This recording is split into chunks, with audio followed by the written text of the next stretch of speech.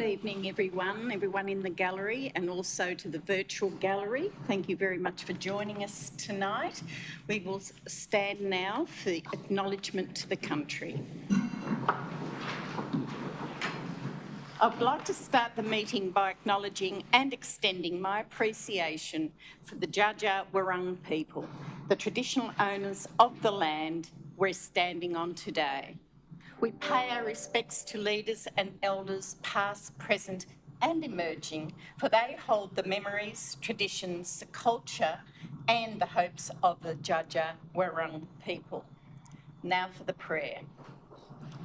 Almighty God, we ask you to be present in this council, direct and guide our deliberations. We ask you to grant us wisdom and sensitivity as we deal with the business of the Central Goldfields Shire. May each decision that we make advance the well-being of all our residents. This we pray. Amen. Item 1 on the agenda is apologies and leave of absence. There is no apologies or leave of absence. Number 2 on our agenda is declaration of conflicts of interest. Are there any conflicts of interest, councillors, in tonight's? There are nil. Item 4 on our agenda is the confirmation of the minutes from previous council meeting, and that was at 24th of September. Do I have a mover for those minutes? Councillor Meyer. Do I have a seconder? I will put that to the vote. All in favour? That's unanimous. Item 5, minutes of delegated and advisory committees. There are no minutes. Do you have any? No. No minutes to delegated and advisory committees. Number 6 is petitions. There are no petitions at tonight's council meeting. We're getting to number 7, officers' reports. 7.1 is the first report on tonight's agenda, and that's entitled the 2024 to 25 annual report for adoption. This is an officer's recommendation, and that is on page 4. Councillors, do I have a mover for this or a motion for this item? Councillor Jake Meyer. Do I have a seconder? Councillor Long. Do I have any objections? Need to. Would you write out the recommendation, read please? the motion. Recommendation that council adopts the annual report 2024-2025. Notes the annual report 2024-2025 has been prepared in accordance with the Local Government Act of 2020. Thank you, Madam Mayor. Thank you. And we have got a seconder in Councillor Long. Do we have any objections to this item? No objections. Councillor Meyer, would you like to speak to this item? Thank you, Madam Mayor. This report's pretty well written in front of you. Shane's done a wonderful job with this. It highlights the annual report includes successful Victorian Australian government with the 2.5 million secured for the new pavilion at Delidio Reserve, and 7.5 million towards the Maryborough outdoor pool, and the 2 million delivered for road safety upgrades. If you've read through this report, guys, it's a great report that Shane's put forward to the council tonight, and I highly recommend to grab a copy of it and have a look through it. It's pretty straightforward, thank you. So, thanks, Madam Mayor. Councillor Long, would you like to speak to this item? Yes, thank you, Mayor. Thank you to the officers for putting this together. I always think the annual report is like a yearbook. It describes everything that's happened during the year, and every time I read it, I'm just amazed with how much actually got done. Very nice to see Energy Breakthrough on the cover, which of course is in 4 weeks today. We'll be in the thick of it. The other things that I really enjoy looking at is on page 5 is the demographic of our shire, where everyone's from and just what people live here. And then the services that council provides I just can't believe that for such a small shire, we managed to do so many things. So well done to the officers. Yeah, great report. Anyone at home, have a read of it. You might think it's just another dry report that's, you know, a bit boring, but they're actually really, really well written. There's lots of pictures if you're into that sort of thing. I know I am. So, yeah, have a read of it. Thank you, Madam Mayor. Thank you very much. I will now open for debate. Does any other councillor wish to speak to this item? Councillor de Villiers. So I've enjoyed reading the annual report and would like to see it adopted. Reading it, I'm feeling really proud about the achievements of the past year. We don't always realise what the officers are doing, but this gives us an opportunity, gives us a snapshot of a financial year that we've just delivered on. And as Councillor Long has been saying, I would also like to extend my thanks to the executive team and their workforce for their input in producing this very reading-worthy document, capturing the highlights of the past financial year, 2024-2025. On a personal note, the past 15 months have been a time with lots of changes for the staff, with our CEO, Ms. Rafi, resigning. Then we had an interim CEO for 9 months. And I'm sure everybody welcomed the stability that the appointment of our new CEO, Mr. Peter Harriet, brought.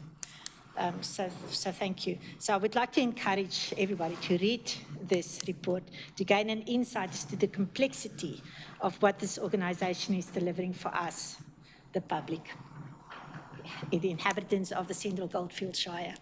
Thank you. Thank you, Councillor de Villiers. Anyone else wish to talk to this item? I will now put the item to be moved. All in favour of this item?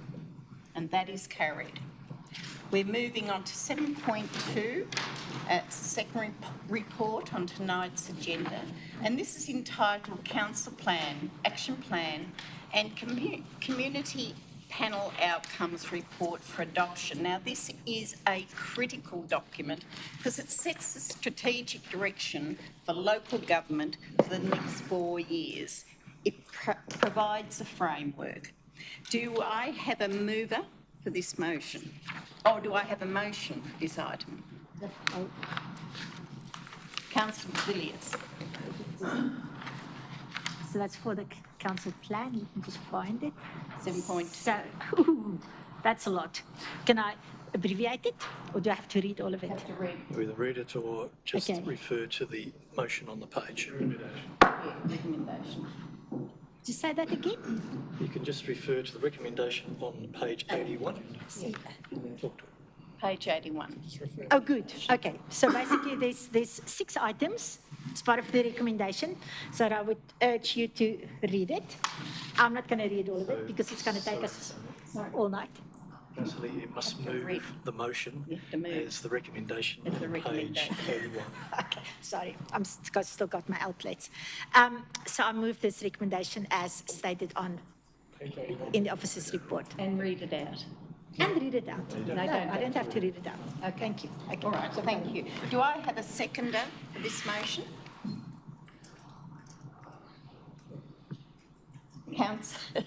Councillor Murphy. Councillor, do I have anyone against this motion?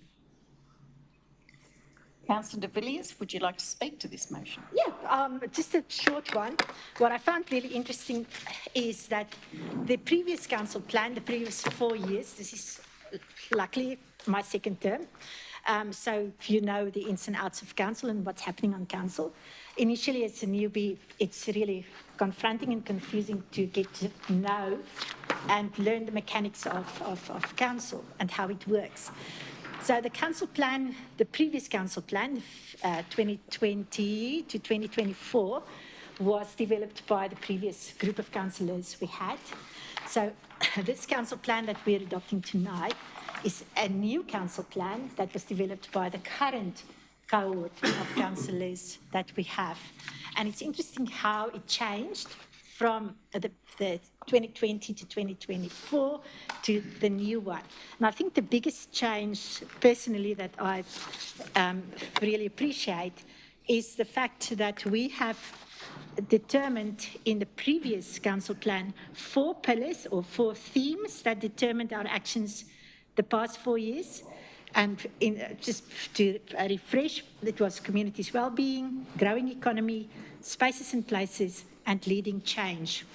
The new cohort decided to make it into 6 themes, and I think which enables us a little to have sort of more clarity and in terms of what we want to achieve.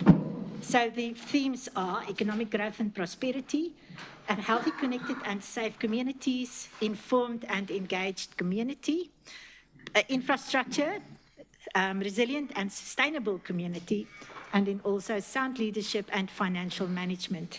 So, so that's in short what the new council plan is all about. So it's on the council website, it will be available for display, and you're welcome to download and have a read.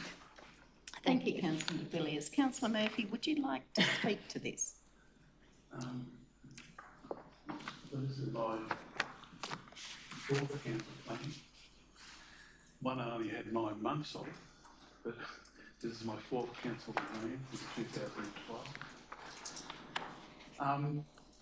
They're important for a number of reasons, but they're important because the state government wants this to happen by the end of October.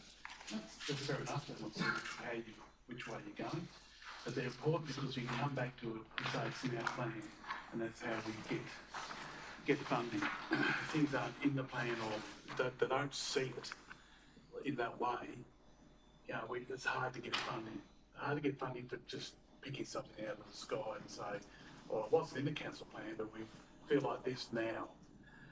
So there's an overall arching of the council plan, which is over 4 years, overall feeling of it, and then each year there's which way we're going to go each year, with what we're looking to do. EG, Delineate Reserve.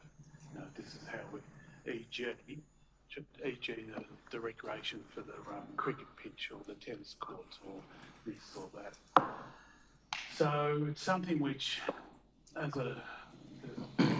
not quite sure if I handle it. We have to have this done by October. It's got to go to state government, and everyone's doing this.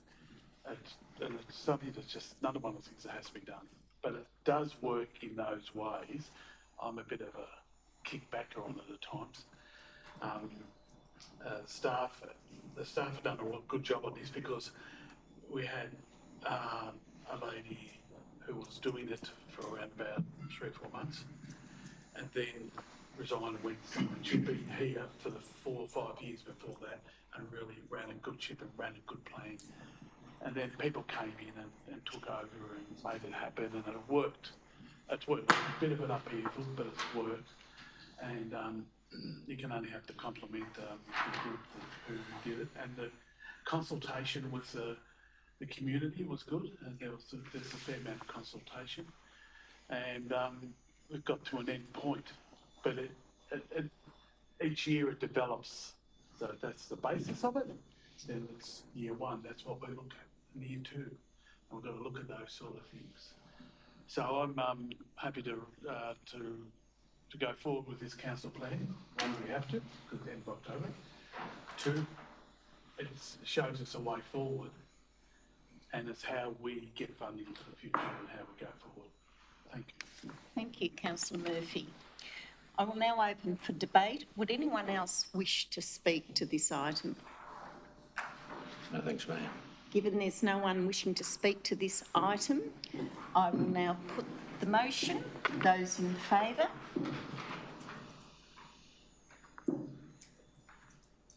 Those in favour? Hands up, please. Those against this motion? I will call a division to this. Those in favour? Councillor Long, Councillor Green, Councillor Lavella, Councillor de Villiers, Councillor Myers and Councillor Murphy. Those against? Councillor Bartlett. Thank you. 7.3, and this is the 3rd report, and it's entitled Financial and Asset Plan for Adoption, and it's on page 170. Do I have a mover for this motion? No movers for this motion? Councillor Murphy.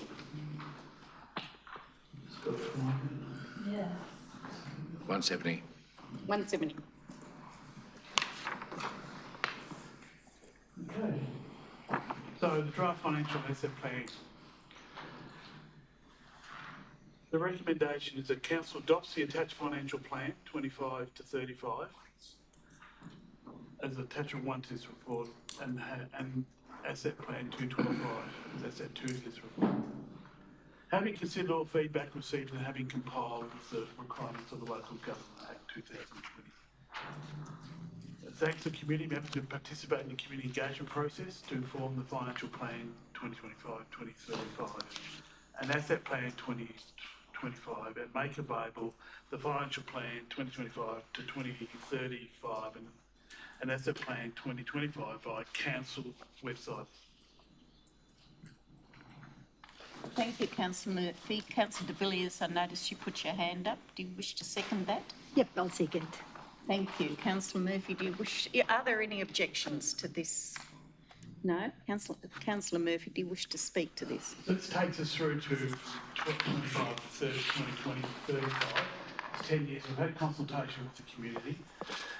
We've worked pretty hard with it within this group and to understand where it's going. Again, it's a fluid document. It's where we're basing things on looking to the future. Okay, we're not looking for net zero in 2035. We're looking to make sure this shire is financially sustainable. And that's what we've come up with, the corporate performance general manager to fill in one. Shane. Really working on hard with this, and we thank him for his ability and his knowledge on this, because we've come up with some great ideas and a way to go forward. But it's something we have to work on all the time. You know, we're like other shires. There's a shire in Gippsland who says there's $6 million in the rent. I know the mayor down there, I've had a chat to him. They're talking about it. All the little shires around here got problems. So it's always like that. You're never going to have a shire with $4 million in the bank and be able to have a great cash flow. We've got to work it. And sometimes in our financial plan in the future, we can't do everything all the time. Things just can't be done. So we have to be tight, we have to be tough, we have to think about the future, and we can't just think about now. We're responsible in this financial plan for the next 10 years for our community. For the community, and in 8 years' time, a 10-year-old's going to be 18. A 60-year-old's going to be 70, and might need care, like me. I'll be 68 in 10 years' time, and I may need care, I may need looking after. And I know that I can count on my fellow councillors to look after me, but that's just a bit of a side.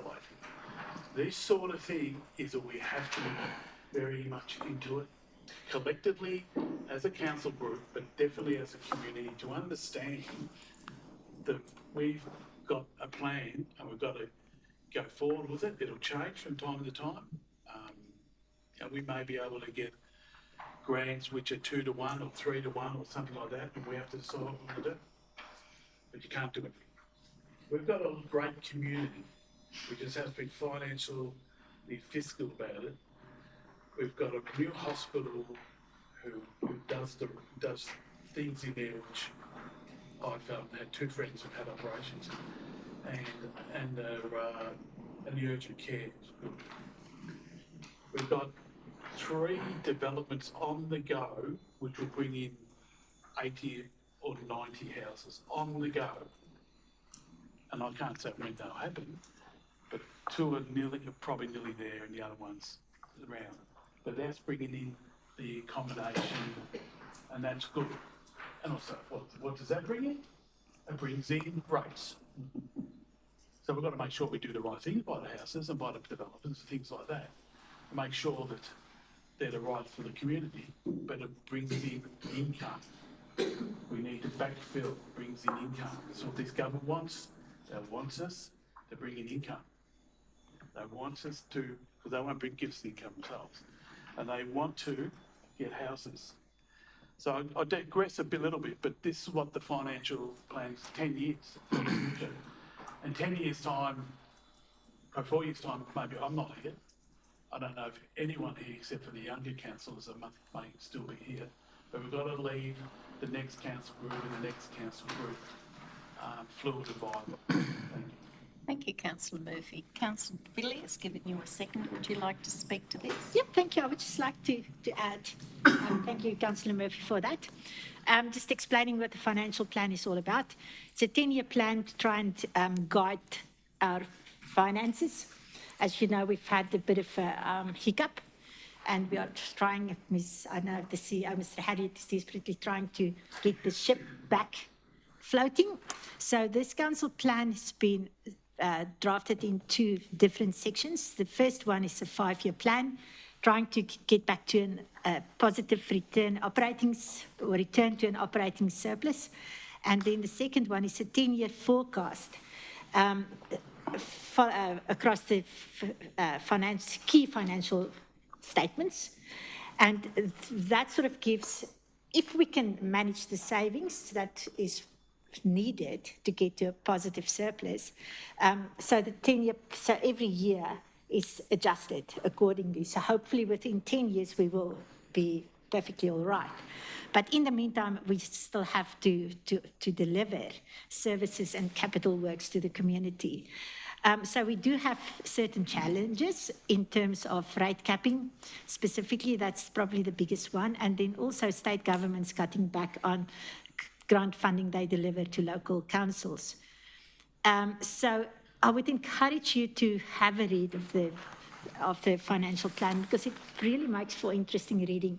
I've never been one for numbers. I'm not good at managing my own finances, but I find finances, as it's done at council level, an absolute, I love it. I mean, I'm on the Audit and Risk Committee, and reading this document gives you an idea as to where we're heading and what needs to be done in order to keep this organisation stable and afloat and going in a good direction for everybody concerned, to our own best interest. Yeah, so... Thank you, yeah. Councillor de Villiers. Well said. I will now open up for debate. Would you like to Yes. speak to this? Thank you, Mayor. Thank you, Councillor Green. I just wanted to refer interested persons to pages 173 and 174 of the report. Under the headings of income statements, balance sheet, statement of changes in equity, statement of cash flows, statement of capital works, and human resources, and then to the attachment itself, the report itself, pages 185 to 195, will have the actual data. That's all. Thanks, Mayor. So you're just referring to the data. Yes. here. Thank Yeah. you very much, Councillor Green. Anyone else wish to speak to this item? I'm going to put this item. Those in favour of this motion? So all in favour, that is carried. Thank you, councillors. Now we move on to our 4th report for tonight, 7.4, and that is entitled D044-23, and that's at 42 Victoria Street, Carisbrook, VCAT consent order. Now, the officer's recommendation is on page 216, but I notice you don't have the reports with you.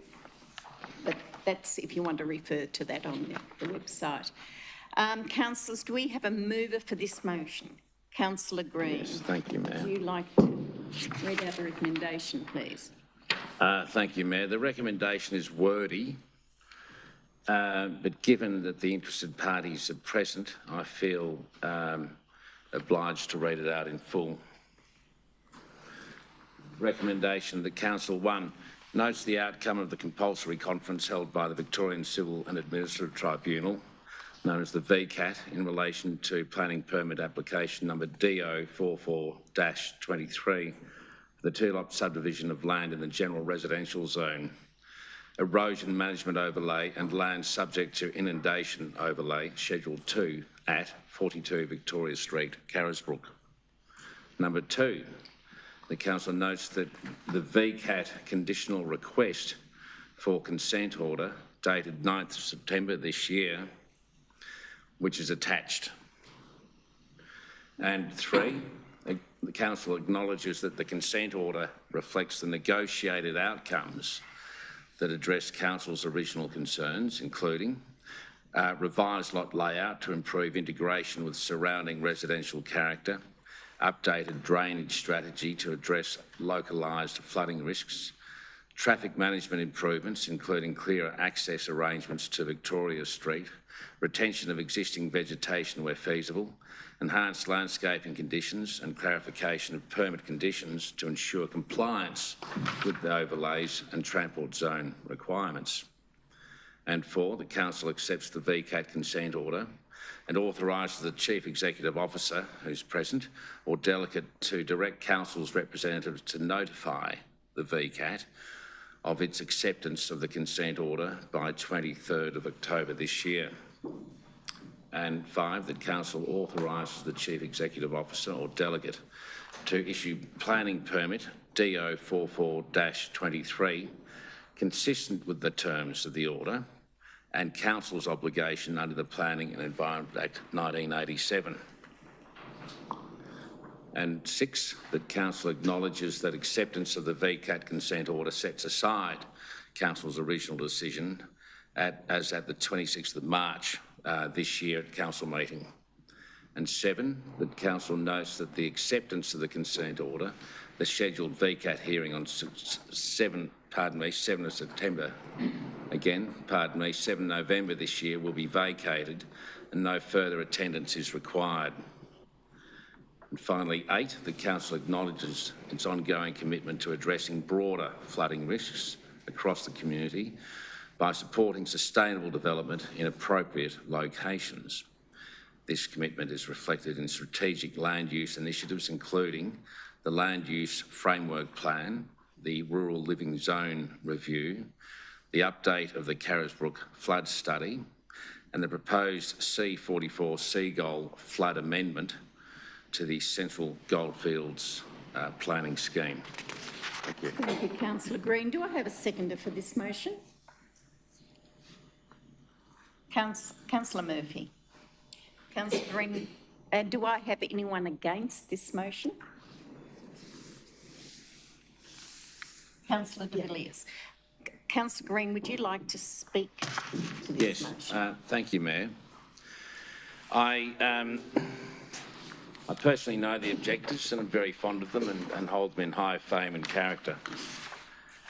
I have also, in my decision, considered that whilst the council at first rejected this item, that the consent order, the signed consent order from the VCAT, which is the tribunal, the relevant tribunal in this case, that I've cited, along with other councillors, a signed consent order by the objectors.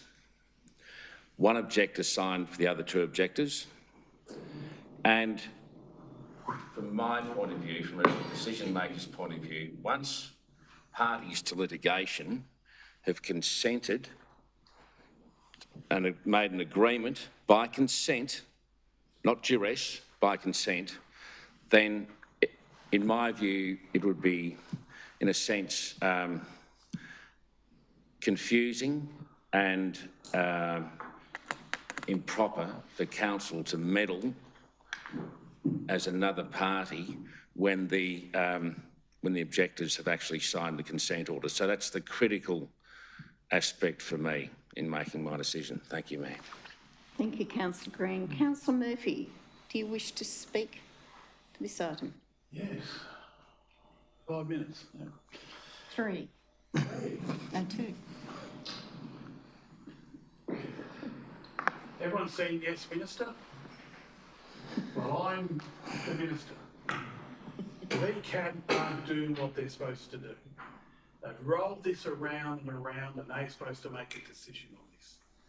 They bring it back to council and we've got to make a decision. The council made a decision 3 or 4 months ago. But it's gone to VCAT. Now they've done this consent order. Now it's come back to us to make decisions. Now if we make a decision, if it's not in line with the decision they want to make, which they're not going to make, it'll go to a consent hearing on November the 7th. So, dear Humphrey, help me, please. I don't understand VCAT. Even though I'm saying yes to this, and I see why we say yes, I can this Councillor Green's point of view, but they just made a decision on something else. They didn't bring it back to us to make that decision. VCAT are there to make a decision. Go through this, council time, council office, council everything. We can't keep going back and forward with them. And it's just impossible. They should make the decision. I feel like I'm in a Yes Minister Monty Python show. I just don't understand it. I'm going to say yes to it. But this should never have come back to us. They should have just made that consent order and made that decision a few weeks ago. Thank you. Thank you, Councillor Murphy. Councillor, anyone wish to speak against this? And I suspect you have. Yeah, so thank you, Mayor. This planning application has caused me many sleepless nights, I can tell you that. And it's not because you want to penalise these specific people putting in this order. We need housing. We do not have enough housing to meet current demand in the Shire.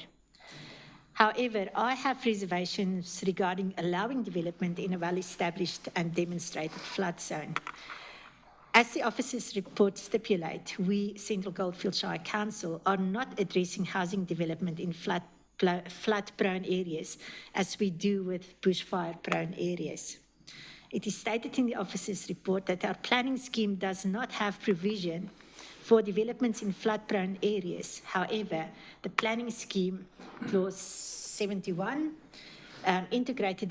states that integrated decision-making in bushfire-affected areas, planning and responsible authorities must prioritise the protection of human life over all policy considerations.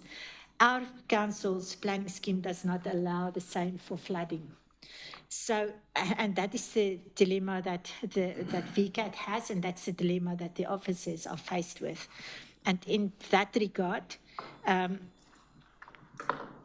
we need to adjust the planning scheme, but hopefully that will be done with the C44 goal flood amendments that officers are currently working on. The oversight that this human life overall others increases uncertainty when considering permission to develop in flood-prone areas. The report further states, the officer's report, that VCAT must balance the risks and strengths of the planning scheme as a tool and the considerations of flooding risk to life for the proposal.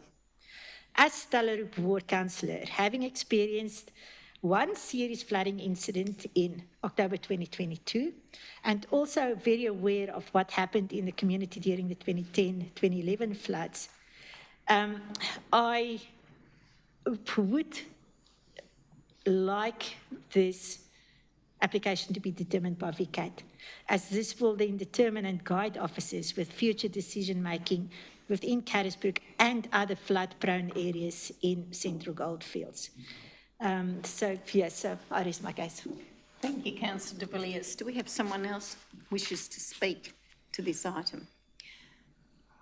Just not yet. Or you want right of reply? Yes, You're please. the mover. No one wishes to speak? Thank you. You have right of reply, Councillor Green. I feel for the applicants and the objectors in this matter. It's been going on for a while. And one of the difficulties with the decisions here is that we make decisions on the evidence before us at this time. I hear fellow Councillor Murphy's allusion to Yes Minister, and I agree with some of what you say, Councillor Murphy, about the VCAT.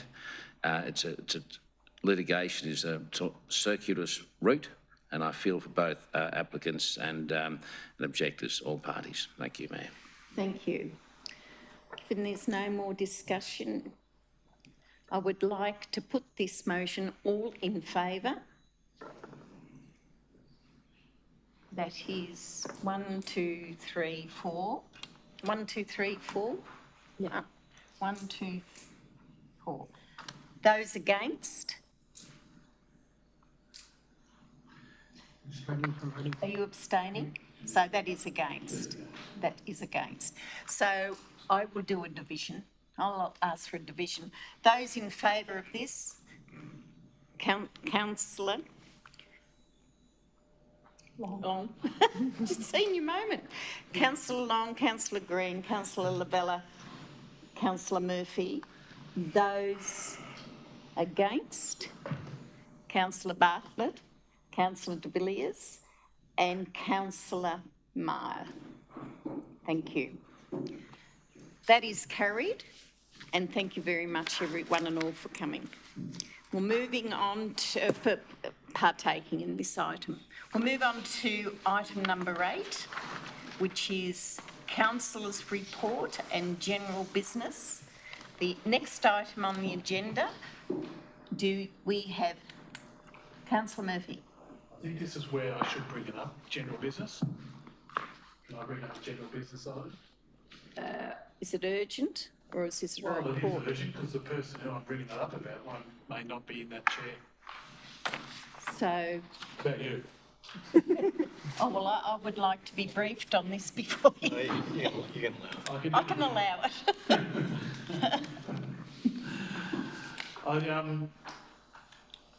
I'd like to thank you to the Mayor, Councillor Lavella, and all the councillors would. As this is the last meeting of the first term of council, we don't know if Councillor Lavella's going for it again or what's happening. I'd like to thank the Mayor, Councillor Grace Lavella, for her dedication, her willingness, her out there happiness to the community in this her year as the Mayor. And I'm just like to say that, and we need to say that because you've been out there for a year doing this. You've put your life on hold to do this year, and as I would say, as for the councillors, and I just say that thank you very much. Thank you very much. I feel humbled, thank you. You approve? Motion carried. All right, moving on to item number 9, notices of motion. There are no notices of motion. Moving on to number 10, confidential business. There is no confidential business. Moving on to... Business number 10. Okay. No, number 11, urgent business. There's no urgent business. You didn't get the memo, did you? No, I didn't. No.